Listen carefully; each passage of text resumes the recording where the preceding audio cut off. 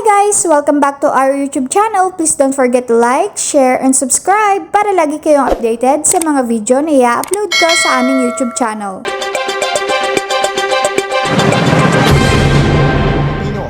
Bilang pasasalamat sa ating mga kababayan na buong buhay na naglilingkod, nagtatrabaho para sa ating bansa. Simula nung unang araw ng Setyembre ng taong ito, itinaas na natin ang inyong buwanang pensyon. At taon-taon, ito'y tataas hanggang 2027 na walang dagdag na kontribusyon mula sa mga miyembro ng SSS. Rest assured that the men and women of SSS will continue to be committed to work hard to fulfill our promise to the Filipino people.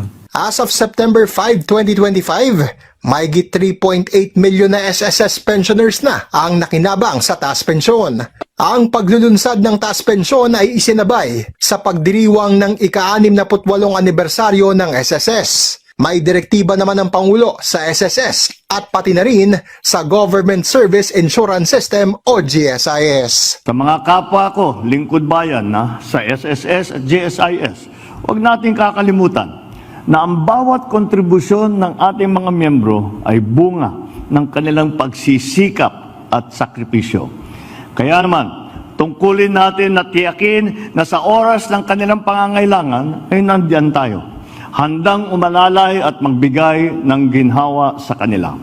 And that is why I direct the leadership of these two institutions to guard this trust with the highest integrity and vigilance. So, invest wisely.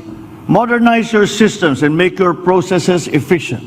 Ensure that your services are easier to reach, be it through digital platforms or help desks and kiosks, even in the most remote areas.